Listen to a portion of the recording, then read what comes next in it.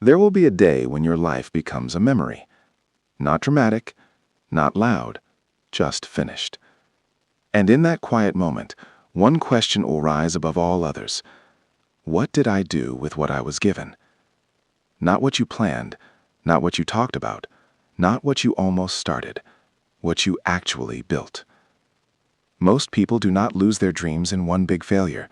They lose them in small delays, small excuses, small comforts, year after year.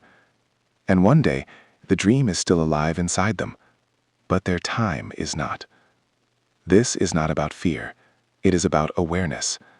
The hidden problem is not lack of opportunity. It is misalignment between desire and behavior. People say they want freedom, but they build habits that create dependence. They say they want wealth, but they spend like they will always work. They say they want growth, but they protect comfort. There is a quiet gap between what we want and what we practice. That gap is where dreams slowly fade. Money mindset plays a big role here. Most people treat money as something to enjoy now. Very few treat it as a tool for future control. They increase lifestyle before increasing stability.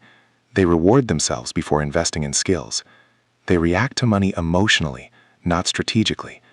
And because of that, their future remains fragile. Dreams need stability. They need discipline. They need long-term thinking. Without those, dreams remain ideas. The human mind avoids discomfort. It prefers what is familiar. It prefers today's pleasure over tomorrow's gain. When you think about starting something meaningful, your mind reacts. It asks, what if you fail? What if you lose money? What if people judge you? So you wait. You tell yourself you are preparing, but often you are postponing. There is also social pressure. When everyone around you is spending, you spend. When everyone is relaxing, you relax. When no one is building long-term, it feels strange to do so. Discipline can feel lonely, and most people choose belonging over progress. Another reason is short-term rewards. Scrolling feels good, spending feels good, resting feels good. Building quietly for years does not always feel good. It feels slow. But slow progress is still progress. The problem is not that people do not dream. The problem is that they underestimate how much discipline those dreams require. Let's simplify it. Imagine Williams. He is 24. He works a stable job. He has a dream to build something of his own.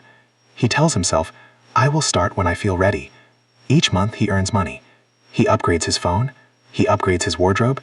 He upgrades his lifestyle. It feels like growth. But his skills stay the same. His savings stay low. 5 years pass. He now earns more, but his expenses have grown with his income. He cannot take risks. He has locked himself into comfort.